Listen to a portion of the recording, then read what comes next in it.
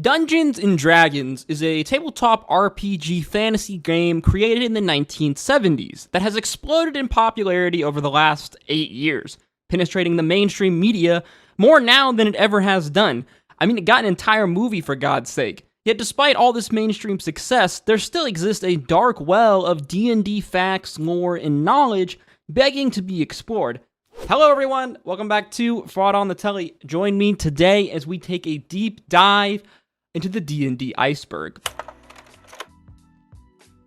So if somehow you don't know what an iceberg is or the concept of an iceberg video, it's basically a way of organizing knowledge over a certain topic from most known down all the way to least known. I went down a big iceberg rabbit hole lately. Shout out to the man Dontavius, the king of the iceberg video, and I thought it would be fun to do an iceberg video over a topic that I feel like I have some decent understanding on, Dungeons and Dragons. Found this specific iceberg over D&D made online. I'll put a link to it in the description down below. Shout out to the creators, Blaine, Crow, B, Slime, Alice, and Davy. I'm not sure, but I think that Davy might be Davy Chappie, the YouTuber, and if it is, thanks for making the iceberg, man. Without further ado, let's just crack on, shall we? We begin with our first layer, the most known layer, starting with the one, the only Critical Role. Critical Role is a Dungeons & Dragons campaign, a Dungeons & Dragons live stream show over on Twitch, which is a Dungeons & Dragons ongoing campaign featuring a bunch of famous voice actors like Matt Mercer, Laura Bailey, Liam O'Brien, the whole crew. If you've watched any animation or play any video games at all, you're probably pretty familiar with these people's voices. Basically, these guys are the kings of the D&D space when it comes to content creation. There's tons of D&D campaigns out there that are either streamed, podcasted, or YouTube videos, but by far and away, I'm pretty sure Critical Role is the most popular out of all of them, and for pretty good reason. It's pretty good. Next, the Matt Mercer effect. Matt Mercer, as we just said, is the Dungeon Master of Critical Role, the most popular of all Dungeons & Dragons live streaming or just Dungeons & Dragons content in general. The Matt Mercer effect describes the effect that Matt Mercer has had on the D&D space over the last, 8 years now. A lot of people claim that the Matt Mercer effect is basically that a bunch of people got into D&D over the last few years with the introduction of 5e and Critical Role, and now have a unrealistic expectation on how a Dungeons & Dragons campaign should be done. Basically, they're fans of the show, and they've never actually played Dungeons & Dragons, and when they go and try to play the game, they think that every single D&D game is necessarily Critical Role, when in reality, us normal people out here aren't as talented as, professionally trained voice actors. Next up, True Strike, arguably the worst spell in all of Dungeons & Dragons 5e. Basically, this spell causes you to use your action, and the spell gives you advantage on your next attack roll. The problem is that basically, you're spending your action and a spell slot to give yourself advantage for the next turn, when in reality, you should just be attacking that turn. It's just a bad spell. It's a meme. It's arguably one of the worst spells in all of Dungeons & Dragons. Next up, alignment charts. This gained a lot of popularity with the release of D&D 5e. It's very possible you've seen one of these alignment charts floating around. Basically, there's a number of alignments in Dungeons & Dragons that kind of accurately describe your character's moral state. And basically, in order to explain this to people came up with these handy charts where we see a number of famous people from fantasy or fiction media that give you a good idea on just what exactly these alignments are, whether it's chaotic good, chaotic evil, or chaotic neutral. Now, the problem is a bunch of people can't agree on some of these things because they are relatively arbitrary with the difference between, true neutral is or lawful neutral. You get the idea. These alignment charts started getting out of hand a little bit and eventually started to become meme-ified, as you can see here. Next up, the human fighter. This is also kind of another meme in Dungeons & Dragons. Basically, it's this idea of a human fighter is the most boring and generic of all characters and classes that one could possibly come up with when playing Dungeons & Dragons. People honestly assume this about any race of fighter, and really anytime you play a human, people just a lot of times just view it as the lazy choice. Personally, I think it's a little unfair. You can make a human fighter that's really interesting if you just try hard enough to come up with, just a little bit of effort and possibly some backstory. But basically, this is just a meme. Stranger Things. Everybody knows about Stranger Things. People generally know that Stranger Things is also linked with D&D. If, for example, the first episode, or really just any of the seasons in general, which all in various different ways either link or call back to different elements of Dungeons and Dragons. In a lot of ways, Stranger Things as a whole is just the manifestations of the kids' Dungeons and Dragons campaign into their crazy 80s world. Content creators. Now, obviously, with the rise of YouTube and live streaming, coinciding, with the rise of Dungeons and Dragons 5e, people realized that you could be a content creator and make D&D content. Arguably, I do that in a large part of my content. Of course, this manifests in like any number of ways you could think of. People doing Dungeons and Dragons lore content, people doing live streamed or Dungeons and Dragons game content, or people just doing content, theoretical content about the builds or about the modules. Really, the D&D content space is an iceberg in and of itself. Products, another kind of arbitrary thing listed here on our iceberg. There's a whole number of Dungeons and Dragons products. First and foremost, all of the books, the story modules, not to mention all of the battle maps or miniatures. So many miniatures. Dice, comic books, movies. I mean, really, if you think of it, there's probably something that is a Dungeons & Dragons product that is related to it. Thus is the way of this capitalist world we live in. Are you sure about that? Now, this is another classic meme from Dungeons & Dragons. Basically, this is a phrase that was uttered by every single DM, Dungeon Master, at some point during their Dungeon Master's career. Are you sure about that? It's basically the Dungeon Master questioning a player's choice, whether it's a choice of doing something, possibly, I don't know, killing an innocent civilian, or maybe their choice of words or actions in a conversation. Basically, this is the Dungeon Master asking the player, are you sure that you really want to do that? Causing the player to maybe second guess themselves and maybe not do the thing. This is really just kind of a classic Dungeons & Dragons meme, because Dungeons & Dragons is really just chaos incarnate. You can never predict what your players are going to do. So really, every single DM probably at some point or another has either asked this question or made a face when presented by some absolute insanity from one of their players. Homebrew. Basically, this implies any fan-made content, which is honestly a majority of the Dungeons & Dragons content. The fact that Dungeons & Dragons is a fantasy role-playing game that exists in our heads, meaning, we can make up whatever we want to make up. No dungeons nor dragons. This is referring to the phenomenon of a Dungeons & Dragons campaign without dungeons or dragons. It's almost like they should call it something else. It's possibly also referring to this Reddit post here, which just discusses this exact phenomenon, because nowadays Dungeons & Dragons neither has to contain nor dungeons nor dragons, when back in the day, early Dungeons & Dragons was exclusively a dungeon.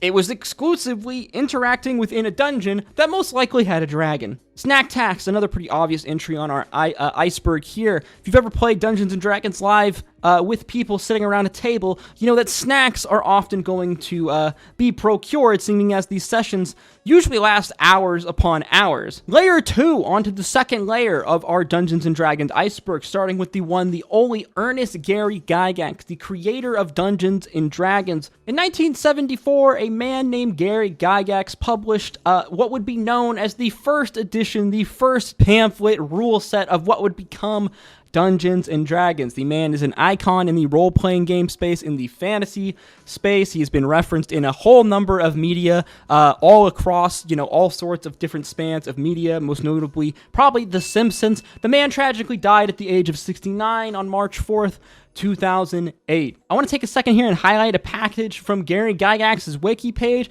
which discusses how in his youth in the 80s, he was recently single and he moving to the West Coast. He decided to rent an immense mansion and increase his use of cocaine, spending time with several young starlets. Yeah, our boy Gary Gygax had really graduated from just basement-dwelling nerd and was now living the Hollywood dream. Satanic Panic. The Satanic Panic, the event that basically nearly killed Dungeons & Dragons altogether. The way old school Dungeons & Dragons players talk about the Satanic Panic, you'd think it was...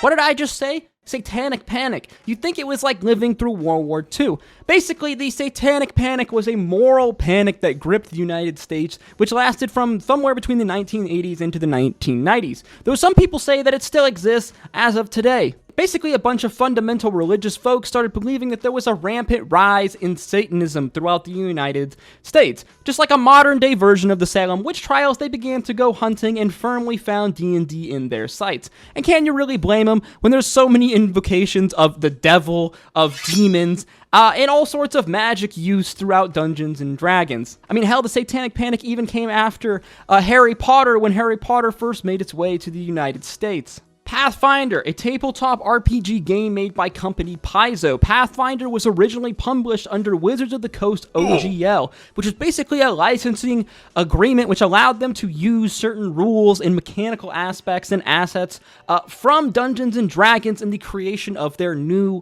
game. Pathfinder and Pathfinder 2E would basically go on to be one of the main competitors to Dungeons and Dragons, though it never did reach the heights of Dungeons and Dragons. Most notably, Paizo and the OGL recently came into the news for some wildness that Wizards of the Coast, the company that owns Dungeons and Dragons, was trying to do with this licensing agreement back in early January. It was absolute chaos. Devils and demons are different.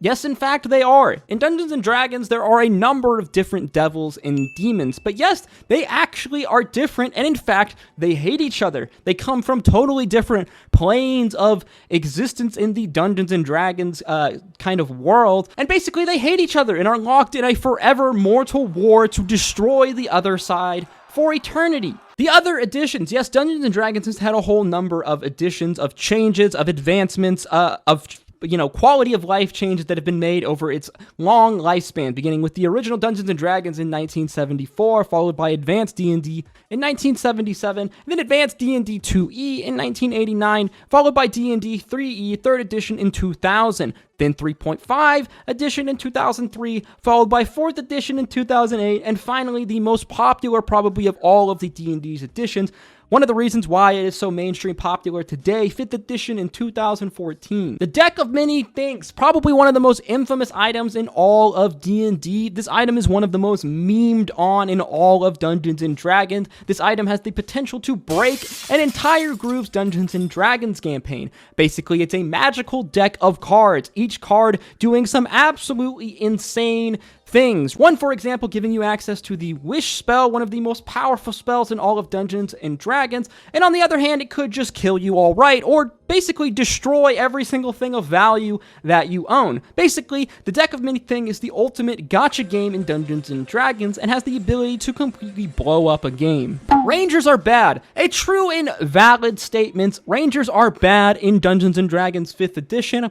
And I really don't think we need to say anything more. Adventurers League. The Adventurers League allows lowly singles or in your area to find a Dungeons & Dragons game. There's a lot of memes about Adventurers League, probably from a lot of people's maybe subpar experiences in these games. This is probably most likely due to the fact that a majority of the time these games, no one knows each other. They're a group of people who have no idea who each other are. They're completely different from different aspects of life, which can potentially lead to some socially awkward people and maybe some awkward scenarios. I'm sure not all games run in the Adventurers League are necessarily bad, awkward. I'm sure some of them are absolutely great, but from what I've seen online, there's definitely maybe a little bit of a problem with Adventurers League. Just Fireball. Just Fireball, bro. Why would you use any other spell on the wizard? It's really that simple. Online tabletops. Did you know that you can play Dungeons & Dragons online? You no longer need to be sitting in a room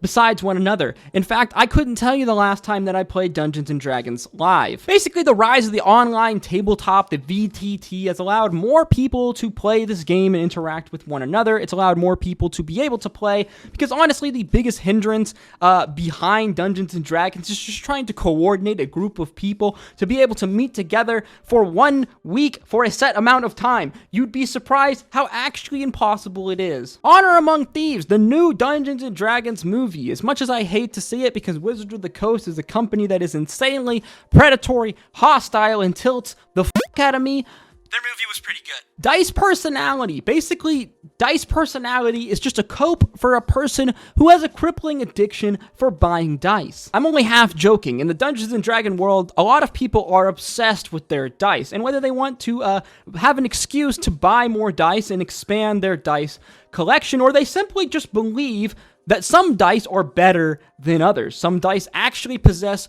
personality. This is also most likely referring to this YouTube video here, making fun of the idea of dice personalities. I'll link it in the description down below. Level 1 in every class, the ultimate meme build in D&D YouTube content farm. I put 1 level in every class in Dungeons and Dragons. You know, actually, that's not a bad idea. Maybe I should try that in Baldur's Gate 3. Yes, you theoretically can do this.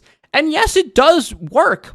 Though it is absurd and probably not that good, there are a whole host of number of people who have come up with theoretical builds on how to put 1 level in every class in Dungeons & Dragons. References into Dungeons & Dragons.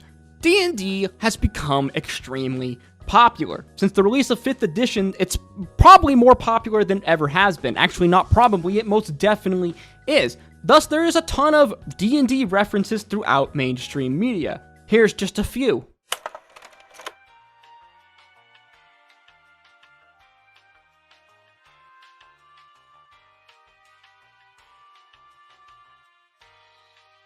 D4s are caltrops. I mean, just take a look at this little sucker. Imagine stepping on this guy instead of a Lego. I mean, personally, I carry a whole sack of these little suckers on me at all times in case I need to run away from a scary, angry person. I can just scatter these little buggers behind me and watch and laugh as my attacker falls victim to their caltroppy goodness. Spellcasters are better, spoken like a true D&D elitist. A lot of people in the Dungeons & Dragons community just think that spellcasters are just better because most of the time you need to use your brain a little more to play a spellcaster, because a lot of times they just have access to more abilities and options inside and outside of combat. Now, personally, I don't think that spellcasters are better. I will say that they are probably harder and more in-depth to play, and the ability to have more choices is nice, but they're just little squishy nerds at the end of the day and will easily die in 1 round from any Chad Marshall class. Legend of Vox Machina, the show. This is a hugely hyped and crowdfunded animated show over the Dungeons & Dragons campaign Critical Role, which we mentioned all the way at the start of the Iceberg video. This show is actually really freaking good, regardless if you're a Dungeons & Dragons fan or not. I've done a ton of content on this show, why it's good and why you should watch it, so just go watch it. I'm waiting. Layer 3. Here's where we start to get a little bit spicy. Starting with one of my personal favorites, the Peasant Railgun. The Peasant Railgun is a hypothetical idea that totally breaks Dungeons & Dragons. The idea is that one would hire a bunch of peasants. Let's say, I don't know, 50 or 100 even. What you do is you have these 100 peasants in a battle scenario line up in a line and then take the ready action. What you do is then have the peasant on the very end of the line pass an object down. Basically what happens is every single peasant has the ready action to move this object down the line until it gets to the very front of the line, in which this peasant will use the throw action, throwing said object. Here's the thing, though. A round of combat is 6 seconds in Dungeons & Dragons. With this being said, hypothetically, this object, let's say, I don't know, a dice, would travel thousands of feet per second, thus making it hit for massive force and massive damage, i.e. the Peasant Railgun. Everything's a mimic. This could possibly be referring to the podcast, which is aptly named for this, but I think most likely it's just referring to the idea of a meme game where every single thing inside of a fantasy world, a Dungeons & Dragons world, is just a mimic. A mimic being a creature, basically a real-life ditto, which mimics real-life objects, but tries to eat you. Rocks falls, everyone dies. Another classic Dungeon Master meme. I'm honestly surprised that this is on the 3rd level. An ultimate reminder that your life as a D&D player is ultimately in the hands of the Dungeon Master, so you better not piss them off or dick around too much, or you might just find yourself crushed by some rocks. Basements. People play Dungeons & Dragons in basements. It's a meme.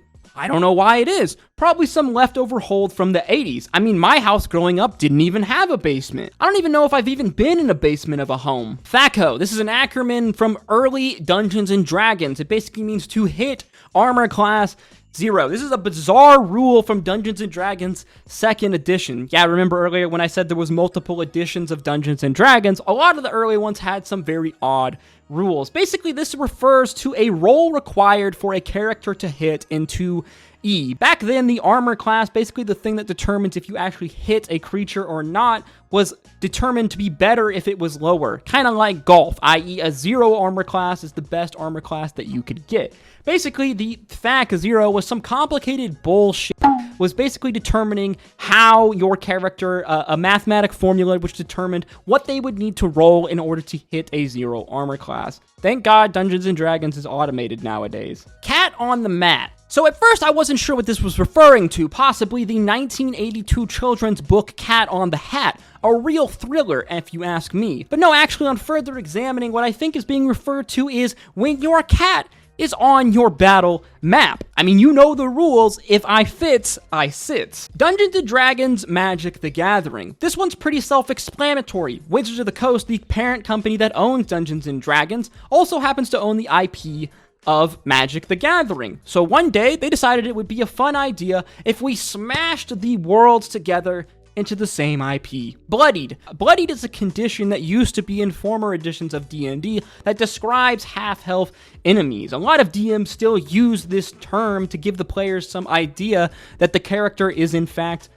bloodied or low health, even though technically it's not an official status written in the book anymore. Rick and Morty vs. Dungeons & Dragons. This was a comic book series written by one of my all-time favorite fantasy authors, Patrick Rothfuss. Rick and Morty vs. Dungeons & Dragons was a 4-issue comic mini-series that did exactly what you think it might. It detailed the wild shenanigans of Rick and Morty in the Dungeons & Dragons world.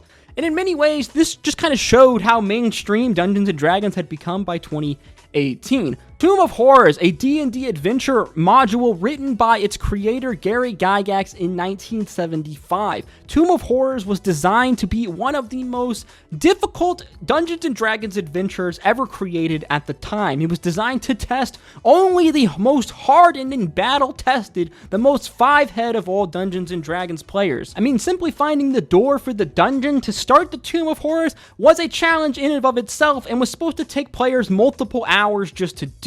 Baldur's Gate video games, arguably the best Dungeons & Dragons simulated video games really ever made, probably outside of Divinity Original Sin 1 and 2. The Baldur's Gate franchise is beloved by D&D fans everywhere, taking place inside of the Faerun D&D official universe itself, and really does the best job of simulating what it's like to be in a Dungeons & Dragons campaign in a video game. Their newest game, actually Baldur's Gate 3, literally just released pretty recently. And it's great. Bag of Holding. This is an item in Dungeons & Dragons, but probably one of the most famous items in all of Dungeons & Dragons. Basically, it's a bag that can hold an ass ton of stuff. Imagine Mary Poppins' bag, if you will. Basically, the bag has a pocket plane inside of it, so you can fit whatever you want. It also doubles as a very lethal murder weapon, because if you were to somehow get your enemy inside of the Bag of Holding, they would die of, air depreciation or possibly even pressure within a matter of minutes. Munchkin, this is an old school term used to refer to players who try to win at role-playing games. Usually these players are overly competitive and often engage in power gaming and just overall not really great Dungeons & Dragons table behavior. Generally, these people treat D&D like a video game and only care about the numbers and are power gamers, min-maxers, what have you. Magic above 9th level. In Dungeons & Dragons, magic is divided into spell levels, with the strongest magic being 9th level spells. There is, however, magic that exists higher than 9th level. In Dungeons & Dragons official lore, it's referred to as epic magic. Most people don't really even know about this because games usually never run this long. Most people never even actually get to use 9th level spells because their game usually ends way before that. At the end of the day, though, rules are rules, and this kind of idea that 9th level spells is the cap is really just an option, and you could just homebrew that and change it if you wanted. Filler episodes. This one's pretty self-explanatory. Sometimes you can't do the main quest or even a story every week in a Dungeons & Dragons campaign or show. Enter the filler episode. Basically, this is a fun way to have a fun kind of story interaction with your players, with your party, while taking a break from the main story for whatever reason. Generally, this is because one or two players sometimes miss games. Wizard spell names. A bunch of spells in Dungeons & Dragons 5e, mainly wizard spells, are named after famous characters in the Forgotten Realm universe. For example, Mordenkainen's Magnificent Mansion, but there's a tons of these examples. It's actually interesting because Mordenkainen is actually one of the original player characters of the creator of Dungeons & Dragons, Gary Gygax. Breaking the game. Remember earlier when I told you about the deck of many things? That's just one way of many to break the game of Dungeons & Dragons. Generally, when people refer to breaking Dungeons & Dragons, they're referring to mechanical ways. Basically, classes that are so OP, so good at what they're doing, that they just absolutely break the game. Pay to play. This is about what you think it's about. Pay to join Dungeons & Dragons games or pay dungeon masters to run games for you. Obviously, this probably has a varying degree of fun and success, and it really just depends on how good your DM is and how well you get along with your party or group of people in your game. Some of these people charge some absolutely insane prices, but I have in fact myself paid dungeon masters to run games. Generally, I do this when I want to play a game that's not super popular, and I need to find someone to run my Call of Cthulhu games. Layer 4. Now we're moving into the dark and gritty, starting with one Orion Acaba. Orion Acaba is one of the former members of Critical Role, the only member in fact who was kicked off the show early on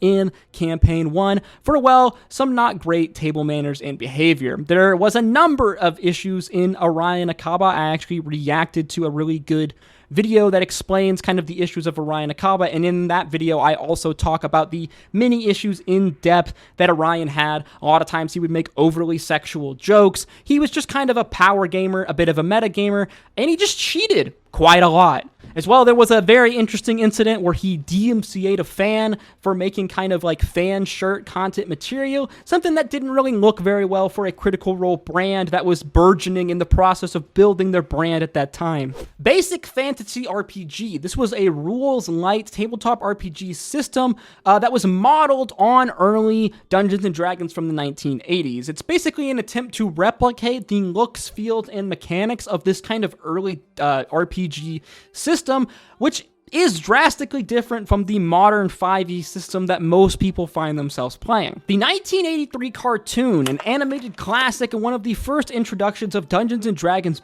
really breaking into the mainstream. This cartoon is really looked back fondly by a lot of the old heads in D&D. I'm afraid I was too young for this, but I definitely watched it a couple of years ago because I had to just see it. Funny enough, its finale never aired, and at one point during the airing of this show, the National Coalition on Television Violence demanded that there would be a warning that aired at the very beginning of this show that said that this cartoon, Dungeons & Dragons, has been linked to real-life violence and death. We gotta remember this was the height of the Satanic Panic. Eric in the Dread Gazebo. This is a really famous anecdote from a tabletop role-playing, probably Dungeons & Dragons game. Basically, the player describes misunderstanding their game master's description of a gazebo on a hilltop. The player mistakes this gazebo for being some kind of monster. He mistakes the gazebo for actually being alive. All of the players believe that the gazebo is a creature. First, they attempt to call out to it,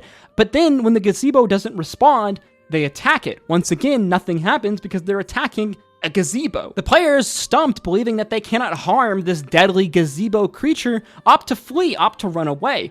The dungeon master, in frustration and probably in laughter because this was pretty funny, decide to humor the players by stating that the gazebo is in fact a monster and has come awake and has begun pursuing the players, attempting to trap and eat them. This is a legendary Dungeons & Dragons fantasy game story and legendary in the fantasy game space, and this story was even referenced in a number of different media projects, probably most notably RuneScape. 5e disclaimers. For some reason, the folks over at Dungeons & Dragons Wizards of the Coast decided to include a bunch of disclaimers in all of their 5th edition Dungeons & Dragons works. Literally every single one of their books has some very silly little disclaimer. I'll read you one now. The player handbook says Wizards of the Coast is not responsible for the consequences of splitting up the party, sticking appendages in the mouth of large leering green devils' faces, accepting a dinner invitation from bugbears, storming the feast hall of a hill giant, angering the dragon of any variety, or saying yes when the DM asks, "Are you really sure?" There we go. We have a reference right there to the earlier part of the Iceberg video. Dungeons & Dragons inspired anime. Some of these are more obvious, like Records of Lodos. Even Konosuba, in a lot of ways, has a very Dungeons & Dragons type quality for it. Really any kind of isekai fantasy anime, like Rising of the Shield Hero, Goblin Slayer, hell, even Adventure Time could technically fit into this list, as Adventure Time, probably more than any of these, is definitely inspired by Dungeons & Dragons. The Never Ending Game. I believe this is a reference to the game run by Robert Wardeau, a dungeon master who's been running the same Dungeons & Dragons campaign for over 35 years. This is absolutely absurd and insane. The longest game I ever had was around 3.5 years, and most people's game barely lasts 6 months, let alone 35 years. Mystic. Mystic is a spellcaster class that never made its way into officially D&D 5e. While the class was playtested and existed in homebrew content on multiple different forms, which can be found under the Unearthed Arcana site, Wizards of the Coast decided to pull the plug on releasing any kind of official Mystic class for whatever reason. Basically, the class seemed way too complicated, or really even close to balanced. Bloodhunter and Gunslinger, two classes that were created by the Critical Role Dungeon Master and D&D sweetheart Matt Mercer. While both of these classes aren't technically considered official Wizards of the Coast Dungeons & Dragons classes, they're probably the most well-made homebrew classes, if you will, and they're actually promoted by Wizards themselves, whether it's through the Tal'Dorei campaign setting guides or through their virtual tabletop creator, D&D Beyond, which features Critical Role content right there. These two homebrew classes are easily the most well-known, probably out of all of the non-official classes, and are easily the closest to official classes that you will see from any homebrew. Horror stories. Dungeons & Dragons is a social game largely filled by non-social people. Thus, it's probably going to be filled with some horror stories. This is a popular subreddit, as well as really a content farm for many YouTubers. I really need to get on that game, honestly. These stories are really filled with anything you can think of. Abusive and overreaching DMs, power gamers, annoying players, and creeps. A lot of creepers. I mean a lot of creepers. Making money off homebrew. Yes, you can make money off homebrew. According to this Reddit user, there's 5 ways you can in fact make money off homebrew. Writing, advertising, selling stuff, consulting, and events. In reality, not that many people make money from homebrew, though a lot sure do try. Final layer. Now we get to the good stuff, some of the most obscure and maybe a little darker subjects in Dungeons & Dragons, starting with one of the most infamous DMs, Arcadum. Now, I could really do a whole video on Arcadum. A lot of other people have, but we'll try to keep this one relatively brief. Arcadum was just one of many public Dungeons & Dragons Dungeon Master scandals. Arcadum was a Dungeon Master and Twitch streamer who became famous for his games featuring a number of the most popular Twitch streamers around, the likes of Disguised Toast, Moon, Shorefur, so many others. This guy would gather tons of streamers together, many oftentimes unexperienced Dungeons & Dragons players and unexperienced D&D audiences, and then bring them together, with the result was some large collaboration and very large viewer bases. Arcadum had managed to grow his stream pretty large, featuring a number of these campaign episodes multiple times per week, multiple times per day. He was probably one of the largest Dungeons & Dragons streams outside of Critical Role, the guy averaging anywhere from like 5 to 10,000 viewers, which is really good for Dungeons & Dragons content. The guy had honestly made it. He had an extremely well-paying job doing something that he loved. He had an awesome link to a bunch of awesome content creators. As well, he had a really amazing community filled with artists that would produce a lot of amazing fan art from all the different campaigns. And then he threw it all away. Now, it turns out this guy was a bit of a creep. He never really did anything legal that I'm aware of, but in general, a bunch of women came forward exposing this guy for being, well, a little horny, manipulative goblin, dropping a ton of DMs, as well as a number of pretty wild Discord calls that really paint a picture of a man who thinks he's the protag in an anime. Many years ago, I allowed myself to become arrogant, and I became the most evil version of myself that I have ever witnessed. It disgusted me. Because imagine, you know me enough now that you know what my abilities are. Imagine if they had no temperance, and I was selfish. Overall, these events would be the death note, see what I did there, on Arcadum's career, though he still continues to stream and be a dungeon master to this day, though his viewer base has dropped dramatically. Who would have thought the guy that brought so many new people into Dungeons & Dragons would also simultaneously drive them away from it? First edition art. Now, if you're familiar with Dungeons & Dragons at all, you're probably familiar with that kick-ass art that's associated with the many monsters and creatures within the game. Unfortunately, that art was really not always as well, kick-ass. Actually, it was pretty silly. A lot of first edition art had this weird medieval vibe to it, and while some of the art from the early 2E and 3E was kind of cool, a lot of the art from the early first edition, well, it just wasn't it. Large Luigi. This is a character that I believe first appeared in Dungeons & Dragons in 2nd edition. Large Luigi is a beholder who had attained ultimate knowledge of the universe, basically enlightenment. After this, he decided to do what really any beholder would do. Massacre the mortals.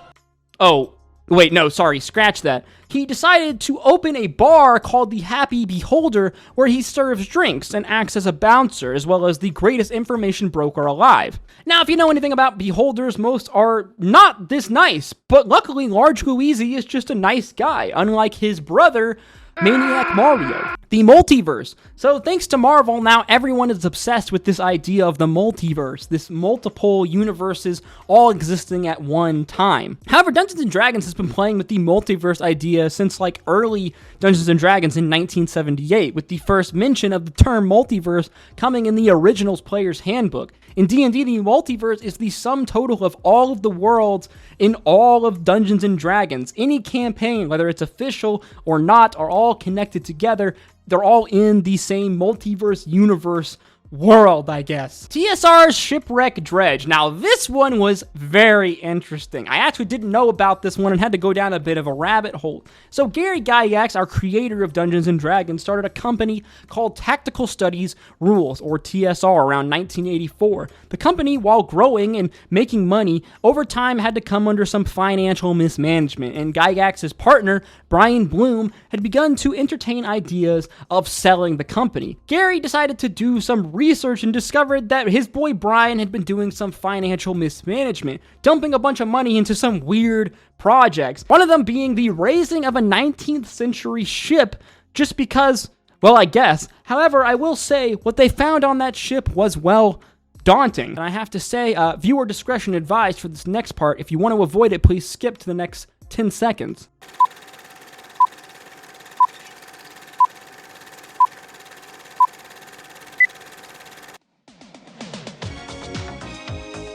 Okay, I'm sorry, guys. I've been watching too much Dontavius. I had to throw a Rickroll in there. The singular Tarrasque. So if you've played Dungeons & Dragons, you're probably heard of the Tarrasque. If not, the Tarrasque is the most wild and insane, overpowered creature in all of Dungeons & Dragons lore in the Monster Manual. It is designed to be the hardest creature you will ever fight in the world of Dungeons & Dragons, and according to the lore, there is only one Tarrasque in the entire world that sleeps within the world's core itself, and should it ever wake up, well, absolute insanity and Armageddon will fall upon ye. Now, there's some published material that seems to contradict this, but in large part it seems like the original intent of the Tarrasque was for there to be only 1. The Book of Vile Darkness. This book is a supplement source book for Dungeons & Dragons 3rd edition and was the first book that was labeled mature content from the Dungeons & Dragons team.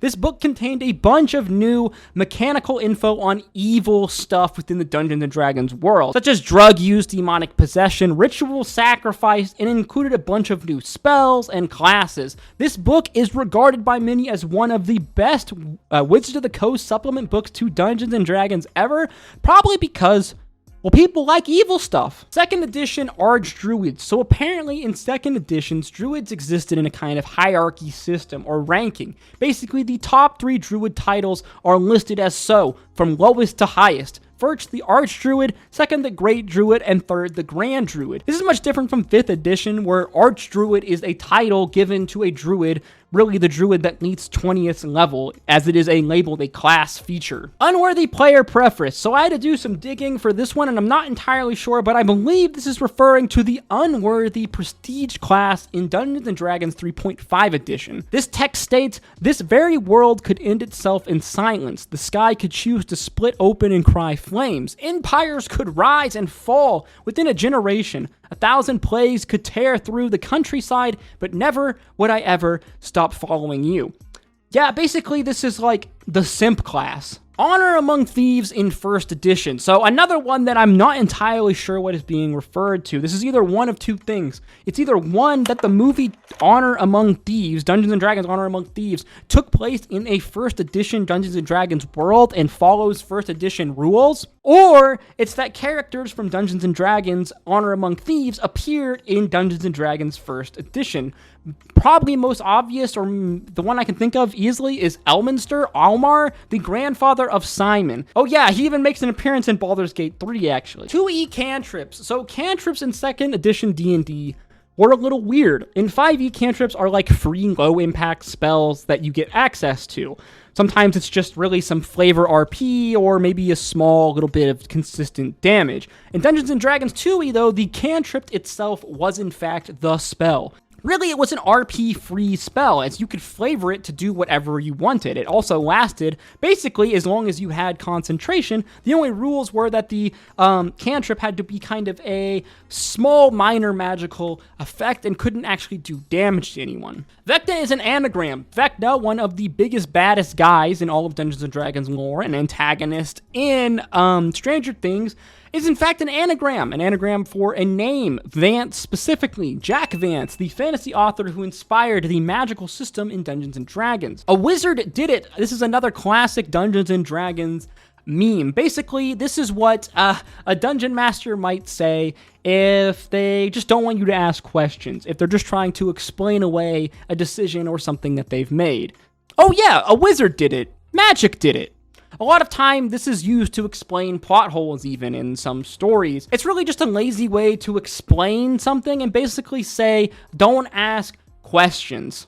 The D&D computer fantasy game was a handheld electric device released by Mattel in 1981. Yes, this bad boy was basically a precursor to the Game Boy, and it was entirely made to play one game. The game's pretty simple. You move through like a maze, dodging arrows, bats, and pits. The ultimate goal is to get to the end of the dungeon by choosing the correct routes. Relatively simple, but I think what's kind of cool about this game, besides the fact that it's a handheld from the early 80s, is the fact that it's completely randomly generated every single time you play, so in reality, it's kind of like one of the first roguelike games ever made. Obscure campaign references. So what I think is being referred to here is the fact that there are many obscure references made throughout some of the Wizards of the Coast Dungeons & Dragons books. In legend, Chris Perkins himself went on record saying that Spelljammer has a number of references to 80s B sci-fi movies, specifically the Flash Gordon movie. As well, there are references to trinkets in the player's handbook, which includes things like a sheriff badge, a D battery, Michael Jackson's glove, a Rubik's Cube. The spell Detect Thoughts uses a piece of copper as a reference to the phrase, a penny for your thoughts, as well as a host of other ones. Apparently, this picture of lycanthropes in the monster manual is the Beast and Gaston from Beauty and the Beast falling off the castle. The list really goes on and on. Let me know in the comments down below other obscure references from D&G source material that you think they're being talked about here. And this is the end of our Dungeons & Dragons Iceberg. Thank God, because my voice is really starting to hurt. Another big thank you and shout out to the creators of this iceberg, Blaine, Crow, B, Slime, Alice, and Davy. Let me know in the comments down below any other iceberg that you want me to go over, as well as your thoughts on the Dungeons & Dragons iceberg. If you did enjoy the video, learn something new, please make sure you like, comment, and subscribe, as your support is really what makes these videos possible and what makes these videos happen. As always, guys, I hope to see you in the next one. Click on screen now for more Dungeons & Dragons content. Until next time, peace, love, adieu.